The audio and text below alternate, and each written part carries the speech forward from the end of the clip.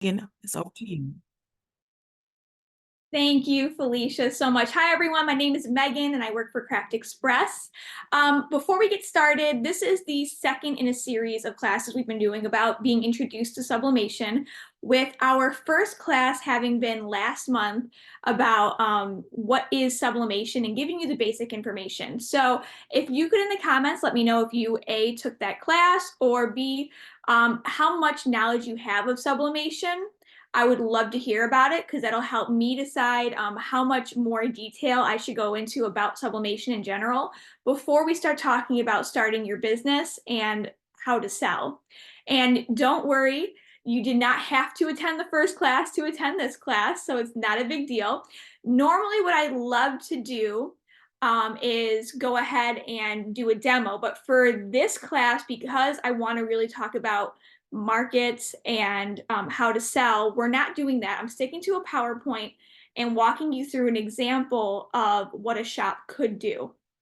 I'm also going to apologize in advance that I am 32 weeks pregnant and I run out of breath very easily. So if you see me stop and gasp for air, that is why, and that's also why I'm sitting. So just give me grace on that one, please. Let's see. So before we get started, let's head to the comments. So it looks like no one really attended that last class, which is totally fine. We have a lot of beginners coming in with limited knowledge, but that is awesome. I love teaching people right from the get-go. Some people are familiar with sublimation, but haven't done it very long. Some people are saying congratulations. Thank you. For those of you who are talking about that first class, it is available on the Michael's YouTube channel. So if you did miss it, you can go back and watch it on Michael's YouTube channel. Felicia, I'm not sure if you have the ability to go back and find it and put it in the chat. If you have that ability, I would love for you to do that, the link, because I think people would really like to have that link. But if not that big of a deal. And not to bother you, what was the name of that class? It was Intro to Sublimation. I think it was called Sublimation for Dummies. I'll find it. Not that anyone here is a dummy, but that's the name that it was given. So I think that's what it was called, and it was back in November, if that helps at all. So while Felicia's looking for that, let's get started on today's class. I'm going to share my screen and we can get started on this presentation. So give me 1 second.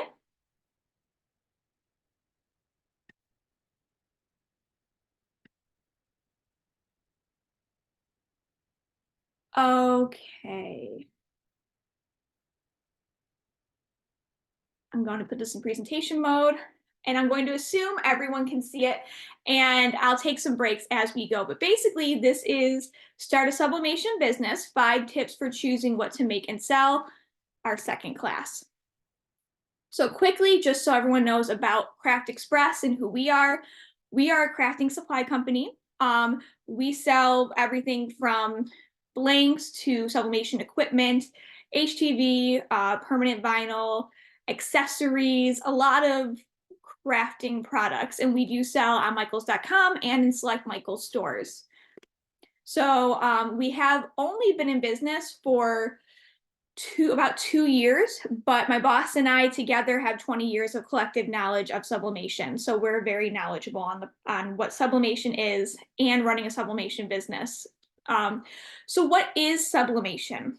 So sublimation is a very scientific term. It's a process of when a solid, so for example, this printout of a design, this ink on this paper, goes from this solid form straight to a gas form, skipping the liquid phase. So this, when the proper time, temperature, and pressure are applied to it against a polyester surface, will go from a solid to a gas and then be trapped into the polymer coating of that polyester item.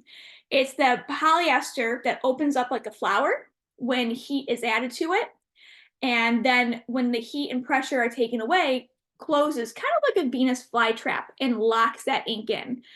And that is what makes it permanent. So no amount of washing, scratching, dropping rubbing is going to get that design off. Once it's baked into the coating of that material, it is on there for good. And we always recommend 100% polyester because the more polyester, the brighter your design will be because more ink is being trapped. If you don't have 100% polyester, at least 50%, and that'll give you kind of a more washed out, we like to call it a vintage look. But anything that we sell is 100% polyester. So let's talk about how to sell and start your business. So the first thing I would say is you need to find your niche market. So how do you find that market? There are several ways you can do that. So I have 4 ways to do that. If you can meet all of this criteria, that's even better. But find something that you are passionate about, an underserved community or audience. If that audience has money to spend, even better. And if that audience sees the benefit of personalization and customization. So if you can find an audience that meets at least one of those criteria, you're golden. If it meets all 4, even better. And for our purposes today, we're going to talk about one of those audiences that meets all of this criteria. And we're going to pretend like we are starting a business. So here at Craft Express, we are big soccer fans, believe it or not. I played soccer my entire life. My boss is reluctantly a soccer fan because his son is obsessed with it. So we decided let's go with the soccer mom market. So what we suggest doing is starting broad and then narrowing down your focus. So we started with soccer, but there's a lot that falls under the soccer umbrella. You have professional teams in the US, professional teams in Europe. You have semi-pro teams. You have travel clubs. You have school clubs. You have the youth clubs. There's a lot that falls under soccer that people can make products around. So we decided to start narrowing our focus. So we went soccer, local clubs, youth soccer, and we're targeting specifically soccer moms. Now, I say soccer moms, you can target soccer dads as well, but for the purpose of this, we're going to talk about the mom market in specific.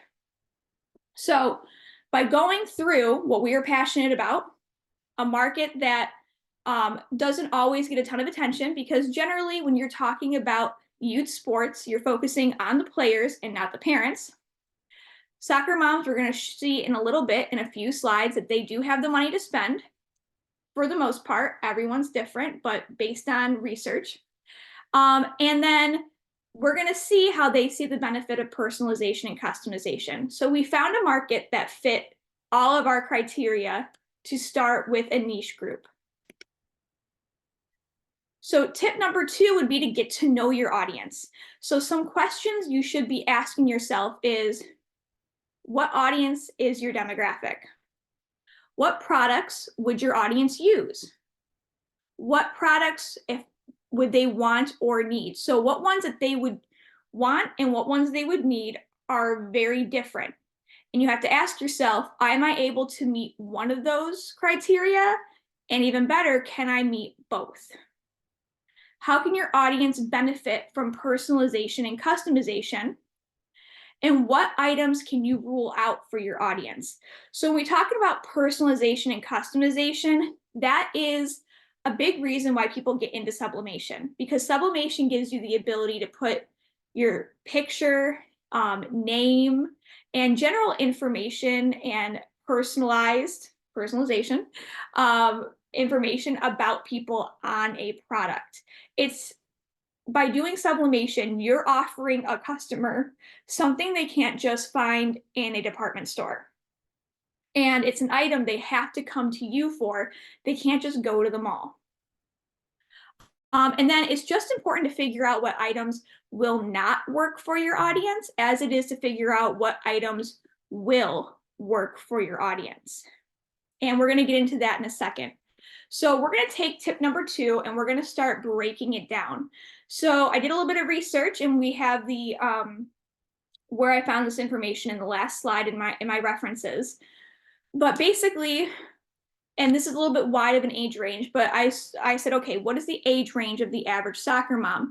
And it said 25 to 59 years old. I think they're, maybe starting to include some grandparents in there as well, but there are older mothers now. Obviously, we're talking about a female market.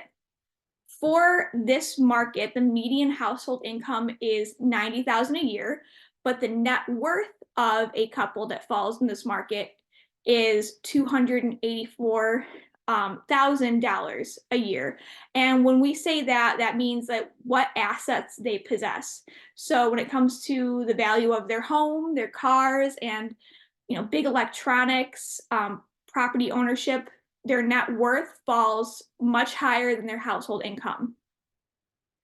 And then we broke down the audience profile. So most households have two vehicles, with the minivans and SUVs being the most popular. And when it comes to what these type of people purchase, it is family oriented. So right now we're already seeing that customization, personalization, yet emotional margin is important to them. So for example, TVs, an item that their family gathers around. Movies, an item that their family together watches. Kids' clothes, because they have children that they are focused on. Zoo passes, park visits, all activities that they can gather as a family to do. So you're seeing that family is very much the center of this potential audience's world. So having something that has their child's picture, name, or number on it is of a high value to them. And we're also seeing that these people have an active lifestyle. They like walking, jogging, biking, boating.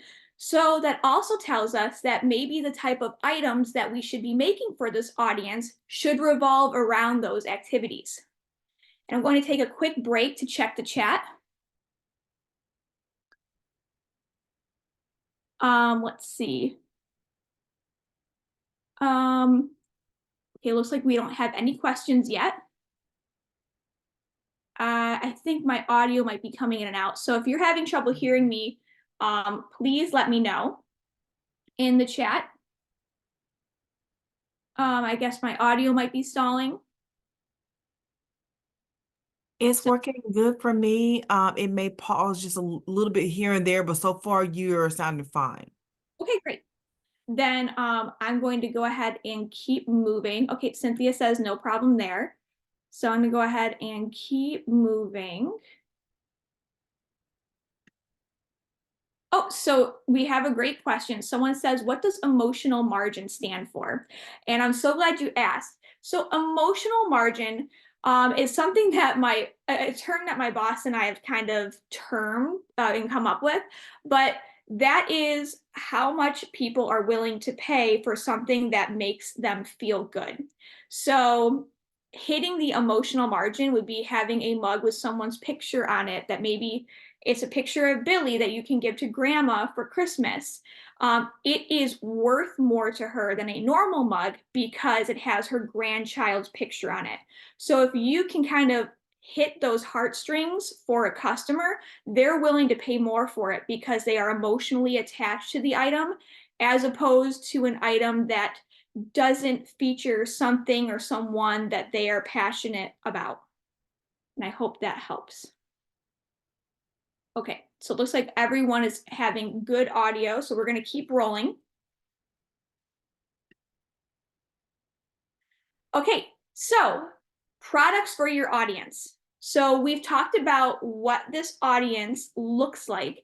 Now it's time to decide what products fit for this audience. And I kind of started breaking down what might be ideal and what might not be ideal. So we have an active family who has young kids, who is there when they go to the soccer field, for example. They're there to support their child, and they might want to show off items that have their child's picture, number, name, and team logo and name on it. So what they might like could be a water bottle, a mug, can coolers, neoprene can coolers, or koozies, as most of you know them as, tumblers, t-shirts, hats, scarves if they're in a colder climate, slash scarves are really big in soccer. That's mostly in Europe, but it's starting to make its way over here as well. Photo slates that they can give to other family members or keep in their home that has their child's soccer picture on it. Tote bags they can bring to games, drawstring bags for games, ornaments for gifting. So these are kind of items that can go with the soccer theme that they can use at the soccer field even, and it would target this audience. So things that are potentially not ideal for this specific audience when talking about soccer would be like aprons, oven mitts, pet products, baby products. You know, these are items that they really can't bring to the field. They're items that would almost look odd to have someone's picture on or a team name on. Is not to say that these are items that people would not buy, but if you're starting a business, you want to be narrowed and focused on what you know will sell before you start branching off into what could sell. Fishing lures, the wine and cheese boards, pillows, placemats. Again, this audience outside of being a soccer mom might like these items, but if your job and your business is focused on soccer items for soccer moms, these are not the items that are going to be ideal for this audience. And I'm no designer, but I just put a few examples of what a good product would be, slash what you could put on those products that these people may actually like and use. So we have a child's name and number, something with the child's picture on it, something that says soccer mom, something that has a club name and logo on it, and then something that is fun and that the mom can kind of giggle and show off and relate to with other moms. Let's see, we have some comments rolling in. Someone asked if you're allowed to screenshot, and Felicia, thank you for answering. She said, if you would like, but the class is being recorded and is available on YouTube tomorrow. So just keep that in mind.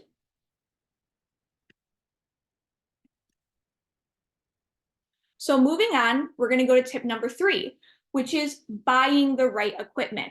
So at this point, you've picked out your audience, you've done your research on what your audience might like. Now it's time to decide, okay, of what I see that my audience may like, what equipment do I need? So you have to choose what products you want to make. So you might say, I really think that I want to make mugs. A mug press would be best for you. You might say, I really want to make tumblers and maybe mugs also. You might want to do a tumbler press. You might say, I really want to do t-shirts and maybe some photo slates. A flat press might be the item for you. So by choosing what products you want to make, that will help you narrow down what equipment you need to invest in. So you need to also choose equipment that will fit in your workspace. So if you don't have a designated workspace for creating and you're stuck lugging something to the kitchen table or your work desk multiple times a week to try to make items, you might want to go with, say, a smaller handheld press and start with a small item before you go ahead and start designating a workplace for yourself. So you need a workspace, you need a piece of equipment that will fit your workspace. It's also important to choose equipment that is easy to learn with, that has longevity, and that comes with good customer support and education. A lot of you on this call are brand new to sublimation. Because of that, you're going to need some help moving forward, and you're going to have a lot of questions. So it's important that you go and purchase from a company that can help give you that support and education so that you can be successful as you move forward. It's also important that you find a piece of equipment that you can easily learn on so that you can hit the ground running. And having longevity is great because then you don't have to invest more of your hard-earned money into new equipment. You can invest that money into paying off the equipment you purchased and then turning around and buying more blanks. And then lastly, you want to buy products. You want to buy enough products to do test presses and account for potential mistakes. What we see a lot from people is that they don't buy enough blank items to get started. You're going to make mistakes when you first start learning. It's important that you do a lot of testing in advance to kind of get your press squared away. Make sure that you've got your time, temperature, and pressure dialed in for what you want to make. So you're going to end up with a lot of test presses. And then there's always the opportunity that you're going to make mistakes along the way, even as you become an expert in the topic. We always recommend when you are doing a project and making a purchase that you purchase 10% more of the item to account for any potential mistakes that you could make.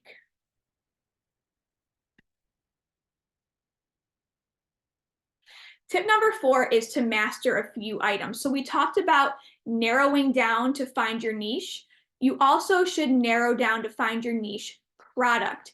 So we recommend that you choose between 1 to 3 items to learn, perfect, and then sell. Don't try to do too many things at once.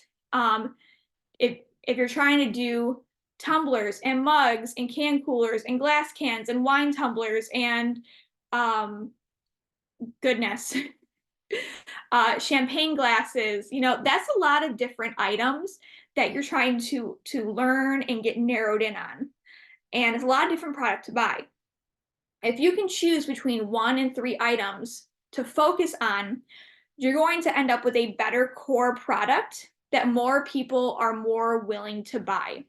When you master a few items, it allows for fewer mistakes and then quicker turnaround times for your customers. So if I were to start this business, I might want to start off with doing 15-ounce mugs and 20-ounce tumblers. 2 items that can be pressed on the exact same machine, so only buying 1 heat press. And then don't take long to adjust the press, because as you have to remember, if you're going between pressing a tumbler and pressing a mug, that's 2 different times, 2 different pressures, and 2 different heat settings. That's going to start slowing your production down. So the more products you add and the more you're doing that, the slower you're going to become. So if you can stick to, like I said, 1 to 3 items, you can crank out more products in a quicker amount of time. And if you can master only a few, that's fewer potential mistakes that you're going to make. And then this also offers you the ability to do more designs and personalization. So you might be, Megan Sports Mugs might be the name of your business. And what you churn out is 15-ounce mugs. While it's only 1 product, you may have multiple designs that people can choose from to personalize. So even though you're pumping out 15-ounce mugs all day long, they're all looking different because people have the ability to put their own names on it, their own logos on it, their own photos on it. And the benefit is you have your machine dialed in. You never have to change your time, temperature, and pressure settings. You've mastered this 1 product, so all you have to do is print, wrap, drop it into the press, and you're done. So there is some benefits to mastering like 1 item and being able to, instead of offer your customers a range of things, offer them a range of designs and personalization options so that they do have the ability to purchase multiple items if they want to, because even though you're just talking about a mug, every mug will look a little bit different. Let's hop into the chat for a second. So this is a great question. So Sandra wants to know, do I need a separate mug and tumbler press? And the answer is you do not. So with a tumbler press, you can press both mugs and tumblers. What you're going to have to do is just make sure the press you buy gives you the ability to do that. And most tumbler presses do, or ovens. Our tumbler press allows you to go ahead and press mugs and tumblers. You can press mugs and tumblers of different sizes, different material. So I suggest just doing your research ahead of time to make sure that when you are investing in equipment, you're investing in the right kind. But you should be fine doing one press for mugs and tumblers as long as it's a tumbler press or an oven.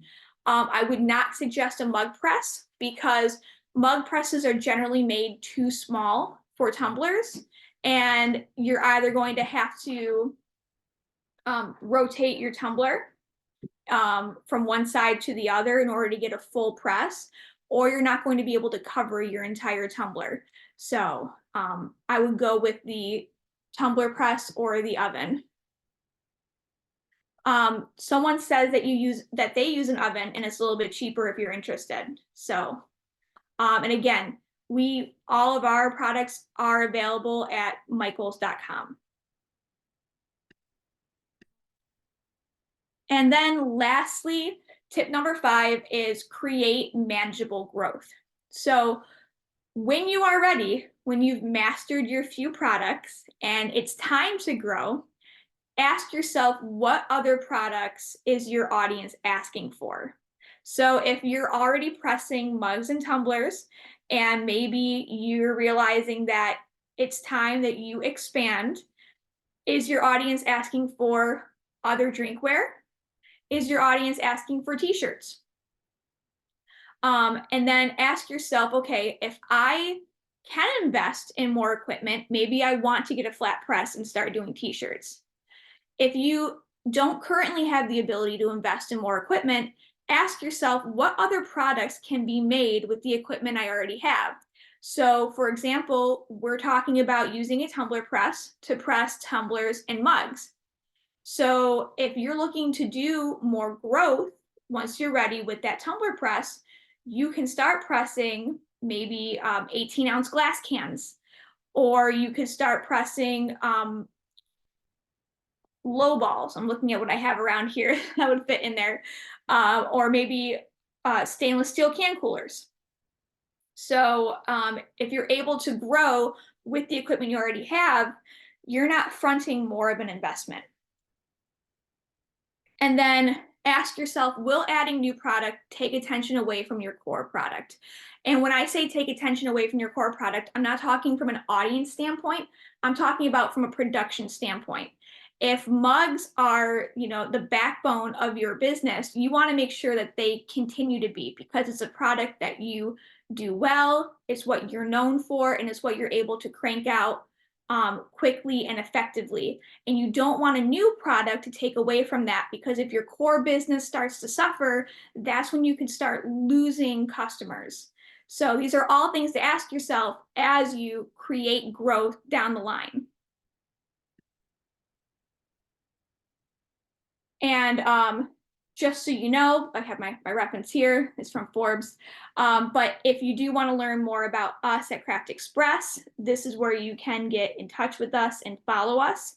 And I'm going to go to the chat now. We have a lot more time left, so I am happy to answer any questions that any of you have about this, about sublimation in general. Again, I am an expert in the topic. I've been doing it for a long time. I'm happy to answer questions about creating a business, but I'm also happy to answer any general sublimation questions that you have, because I know a lot of you are beginners.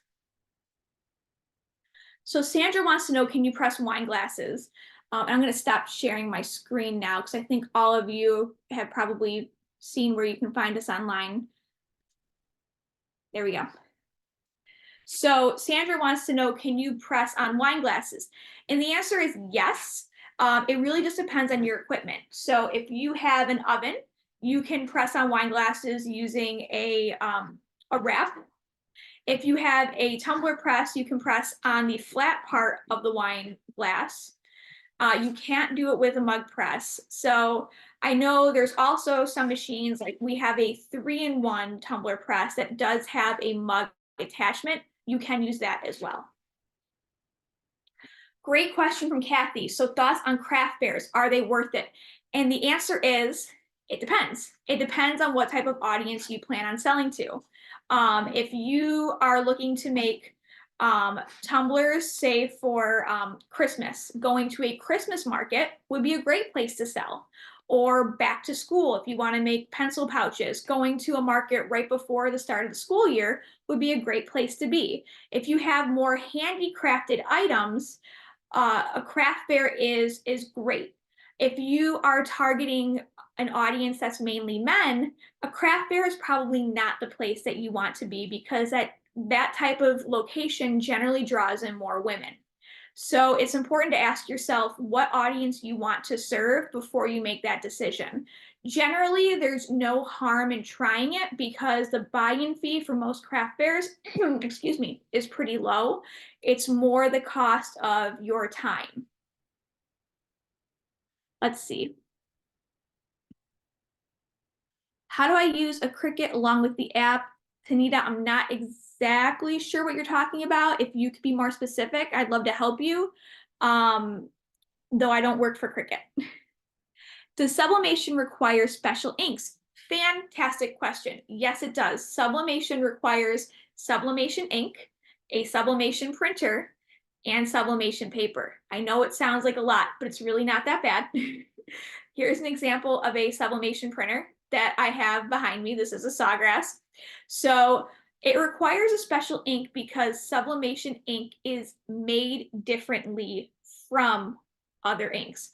Sublimation ink is finer, which I know it's all liquid, so you think how, but the molecules of sublimation ink is finer than regular ink. Sorry, no, it's thicker than regular ink. It's the opposite. It's thicker than regular ink. So that's one thing. And then sublimation ink is made to turn into a gaseous form when time, temperature, and pressure is applied to it, and then go into a polyester coating. So yes, you need special ink, a special printer that will allow that thicker ink to process through it, and then a special carrier paper that will transfer that ink from the paper to your polyester coated blank. Let's see. People are asking about if the Sawgrass is the best printer for sublimation. I can't specifically speak to that just because I'm not really supposed to. I will say that I used to work for Sawgrass. I know a lot about the Sawgrass. I clearly have a Sawgrass. They have been on the market for a very long time. They used to hold the patent in sublimation. They don't anymore, but they've been doing it for over 30 years. So they have longevity in the market and they know what they're doing. There are also other companies, though, that are currently coming out that are doing well in the sublimation market as well. So I would suggest asking your peers and joining a sublimation group, maybe on Facebook, and they can give you more information. But that's kind of all I can say. And I wish I could give you a more straightforward answer. Let's see. What design programs can you use to create your designs other than Cricut and Canva? So a little bit of that depends on what printer you buy. Sawgrass does have their own design program. If you buy the Brother printer, they have their own app as well. You can use Photoshop. Basically, anywhere that you can design, you can use a sublimation printer. It's just a matter of, it's not so much about designing, it's more about printing. So it's more a matter of how are you going to take that print and send it to your printer. And that depends on what printer you have. So if you have a Sawgrass, you can design anywhere, but then it has to go into DesignMate and then be printed out through PrintMate, or actually it doesn't have to go to DesignMate anymore. It can be made in a different program and then has to be printed through PrintMate, which is a color correction software that makes sure that all of your colors come out as they're supposed to. If you're printing on the Brother, you can print directly from your desktop, or you can print through the app. Epson, I believe you can just print from your desktop. So you can design anywhere. It's just a matter of sending that design from where you designed to the printer. That's important. Oh, Kathy, what a fantastic question. Any recommendations on organizational software to keep track of expenses and income? So that's question number one from Kathy. And you know what? I would say Excel's always a great program, or even Google Sheets. I I tell everybody math is my kryptonite. I'm horrible at it. So I'm probably the worst person to ask about this, but those are two great softwares.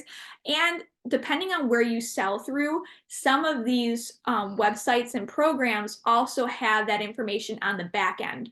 So I would look into that as well, depending on where you're selling, whether that's like Etsy or Shopify or I believe Squarespace might actually have a back-end program, but I'm not entirely sure.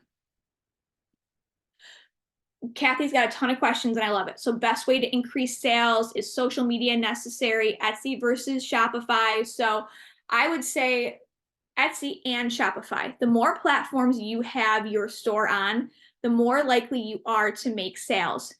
Open up an Etsy shop, a Shopify shop. I believe that Sawgrass has their own place where you can shop as well. If you can get an Amazon store, do that too. The more locations that you are selling on, the more likely you will gain sales. Even Facebook Marketplace. You can sell directly on TikTok now. You can sell directly on Instagram. I would say social media is necessary. I guess it really depends on how you want to sell. If you're some people will go door to door. If you want to sell to individual customers, like someone, just me, a random person, social media is the best way to do it. If you're looking to sell to businesses and you want to have, say, like a coffee shop that is a customer that continues to come back to you, that's going to be knocking on doors. You want to go to that shop with maybe a little gift basket that has their logo on it, on a mug and a coaster, and shows them what you're able to do. So social media, I would say in this world probably is necessary, but it really depends on if you want a straight to consumer market or if you want a business to business market that you sell to.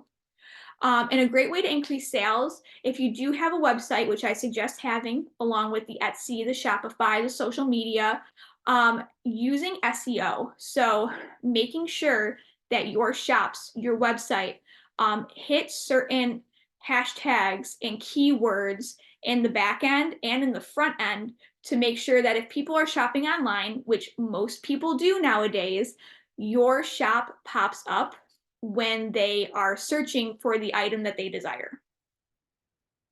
I hope that helps you a little bit, Kathy. You got great questions. If you have more, just keep them rolling. Is there a way to convert a printer into a sublimation printer? Yes, there is. Epson does have one. It is difficult, but I've never done it, but some people have had great success with it. Okay. Phyllis wants to know, how do you get your products to your niche market? Do you recommend social media? If so, which ones? Thanks. It depends on who your market is. So I would say, like, for the soccer moms, if you have a kid in youth sports, it'd be great because you can sell probably in person to them. If you have kids in a school age, maybe you want to sell your items to the PTA. If you are looking to sell to your niche market online, I would say using social media, joining pages that allow you to, joining groups that allow you to sell in groups, or at least groups that allow you to show off your product so people can then be interested in where they can buy it. I've done that before, where a lot of the groups I'm in don't let you sell, but you're allowed to post pictures. So I'll say, look what I just made. I'm not selling anything. I'm not saying this tumbler is $9 or $20, but I'm just saying, look at this great tumbler I just made. And then someone usually reaches out in the comments or a messenger and says, where can I get that? Can you make one for me? I'm not advertising on the page technically, but I am showing off my product in a way that allows me to reach an audience and make some money. And then again, I would recommend, when it comes to social media, where you are going to find your market. So if your average market is ages 18 to 25, you're going to find them on Instagram and TikTok. If your average market is 40 to 65, you're going to find them on Facebook. So it's really about doing your research as to who you want to sell to and where that demographic resides. So fantastic question, Stephanie. Can you build sublimation on top of other sublimation? For example, can I have a background and then print another sublimation image or lettering and press it on top of that? The answer is no, because sublimation ink is transparent, which I bet none of, well, maybe some of you knew, but most of you probably don't know. So it takes on the background color of the item that you are pressing on, which is why white or light colored items are best to work with. What I would recommend is creating your design in Photoshop, in Canva, in an app all together. So put your background, your print, your image, all of that into your design software, and then print it out all as one image and then transfer. Can you use SVG files? Sandra, the answer to that is it depends on your printer and your printing software. I have not run into any problems with that. I've always been able, no matter what printing software or printer I've used, to use SVG files, but that's going to be where the potential mess up is with that. When it comes to papers, what would you say is some of the top choices? I'm going to tell you, Craft Express, we have our own paper and we sell it through Michaels, and it's great. We developed it with a company in Germany that does all of the development of sublimation papers. So it works really well. Does sublimation require special inks? Yes, it does. We went over that a little while ago. What sublimation printer do you recommend? I can't really give out a recommendation, but I do have a Sawgrass and it's worked very well for me. Let's see. So Sylvia does have a question about the Sawgrass printer that I will answer because I used to work there and I do know this answer. So she said, I heard that Sawgrass printers will circulate the ink when not in use, whereas some of the other printers do not and tend to have more printing issues. Is that true? And the answer is yes. So Sawgrass does have their printers on what is called an automatic maintenance cycle. And multiple times a day, it'll circulate the ink through. And that's to make sure that all of the tubes and everything are not clogged and are working okay. So that is why Sawgrass does that. I know that Epson does not have an automatic, at least I believe, unless things have changed, does not have an automatic cleaning function. I'm not sure about the new Brother printer, but that's something to be aware of if you don't want to have to clean out the printer on your own.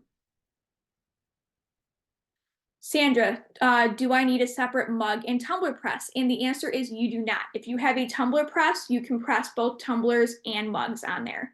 But you can't press tumblers in a mug press, at least not full tumblers. So if you want to press both, I would recommend getting a tumbler press. Or you can do, as this person says, an 8-in-1 heat press that has a ton of different attachments.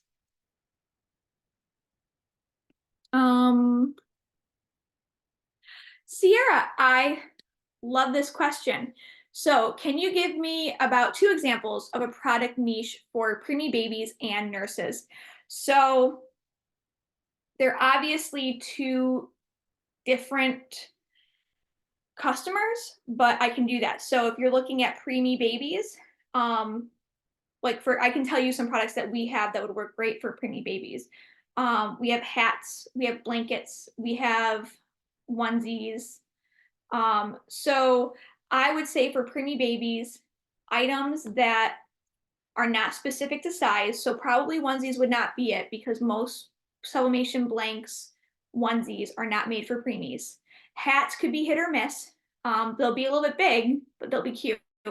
So I would definitely say a blanket because no matter what size a baby is, a baby blanket is good to be used.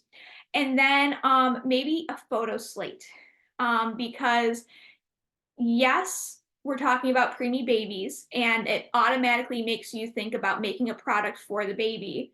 But it's the parents and the grandparents and the aunts and uncles who are buying the products. It's them who are more interested in the customization and personalization of a product because they want an item with that baby's picture on it. So I would think about, if you're looking at the preemie baby market, making an item that can be suited for the baby and or suited for family members of that baby. When it comes to nurses, oh goodness. Luggage tags might be a great example, and not for the reason that you think, not so much for traveling, though I know we had travel nurses, but to make little cute name tags, because I know that a lot of them use that.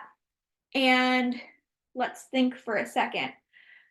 Oh God, travel coffee mugs, because I know a lot of nurses, they have long shifts, they run on caffeine. The travel coffee mugs have a lid to them, and they are stainless steel, and they keep their drink cold for hot. They keep your drink insulated, hot or cold, for a minimum of 8 hours.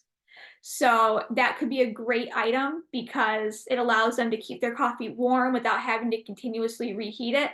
You can put a cute little design on there, and I think that'd be a great item for the nurse market. Okay, so Kathy wants to know, is USPS the best and cheapest way to ship?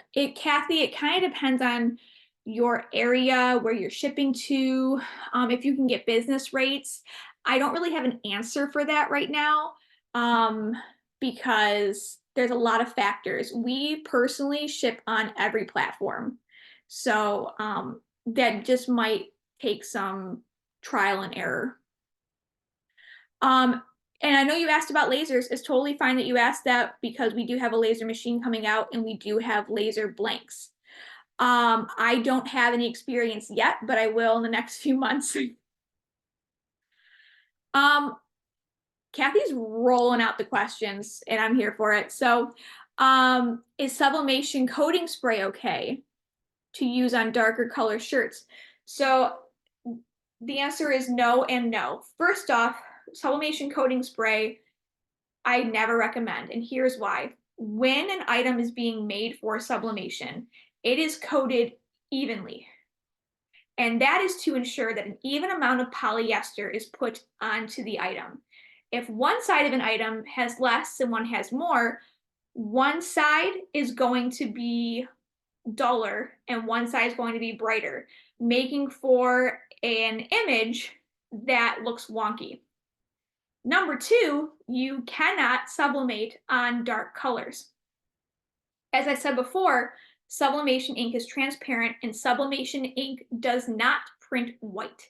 So you can't go onto a dark colored item because there's no white to put on there first to then put your image over. So if you want to print on a black t-shirt, you're not going to see anything because you're going to press, all the ink is transparent, that black color is going to show through, and you're not going to see your design. So that's why we recommend white or light colored items. There are cheats where you can sublimate onto white vinyl, or you can print and then transfer easy subli vinyl onto a black item, but you cannot sublimate on dark colors. Can you bake off a sublimation design on your Oops tumblers? You cannot. Sublimation is permanent, which is why, like I said in the presentation, I always recommend that you buy more products than you think you need so you can keep your practicing up.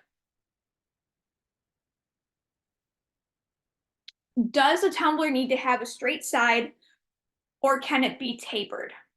So the answer is it depends on what you're using to press it. Sorry, pregnancy. If you have an oven, you're going to have a shrink wrap that goes around it.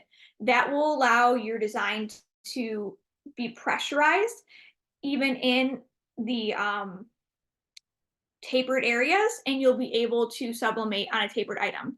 If you have a tumbler press that adjusts like ours, there's knobs in the back, and you can make it tapered, you can press on it.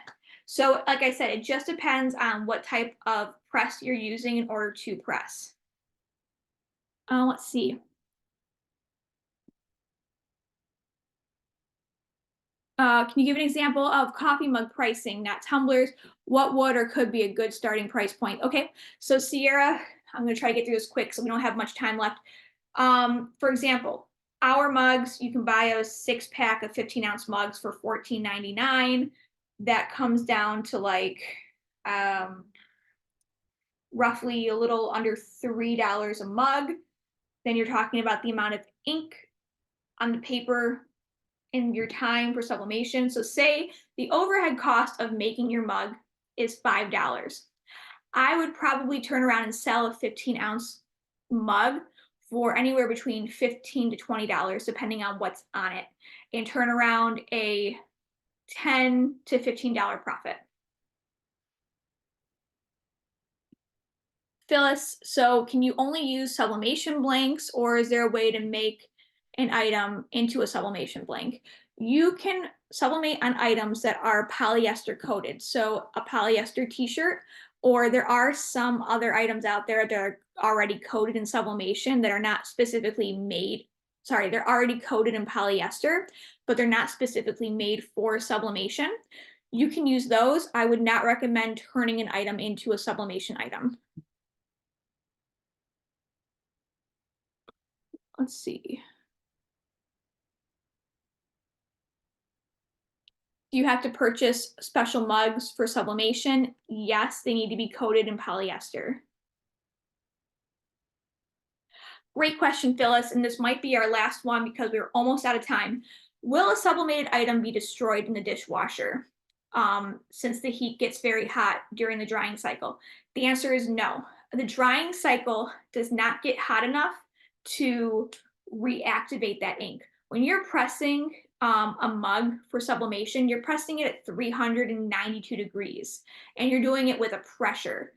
When you're in the dishwasher, you don't reach anywhere near 392 degrees, even on a very hot drying cycle.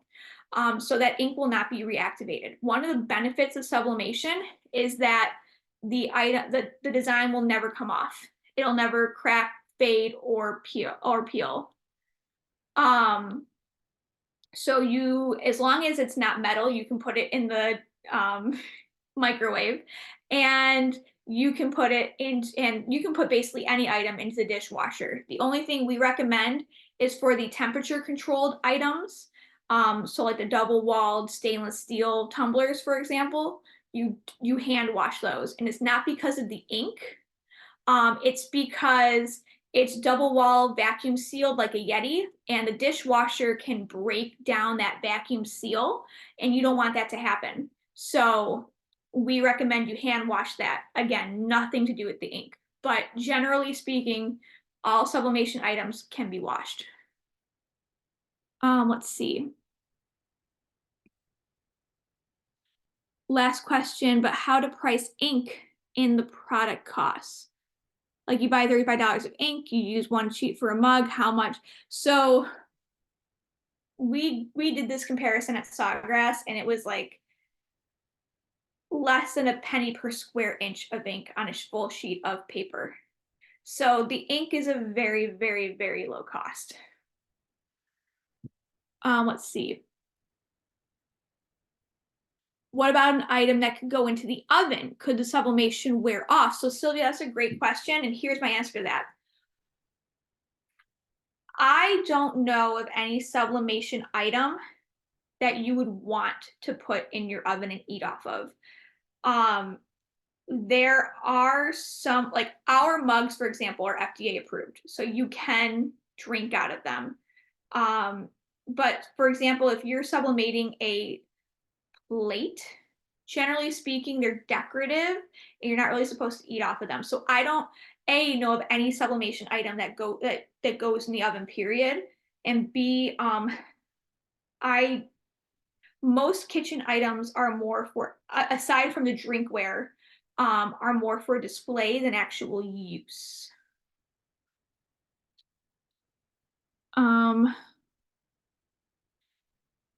HTV can be used in the heat press, yes. Can you sublimate the bottom of the mug? The answer is yes, if you have the ability to. So if you have like, oh, I didn't realize this mug was full of water. I forgot. Pregnancy brain. I just spilled everywhere. But basically, if you have a small handheld press, you're going to be able to press the bottom of this. Okay, we got 2 minutes left, so I'm going to wrap things up. Someone asked when the next class is. The answer is I'm not entirely sure. I'm going to try to get on the schedule in January with Michael's, and then after that, I go on maternity leave at the beginning of February. So I'm going to try to sneak in 1 or 2 more classes before maternity leave, and then I won't see you guys again until probably end of March, beginning of April. And I see a lot of really nice comments rolling in. So thank you all very much. I'm glad I can do this. I love this partnership with Michaels. I love teaching everybody. And I hope you learned something today. And then Felicia, I will turn things back over to you. Well, I just want to wish everyone a good evening and happy holidays. Be on the lookout. I don't think we have too many more classes before the end of the year. But actually today will be my last class of the year. So I will see everyone on the other side. Thank you all for coming and have a good evening. Bye.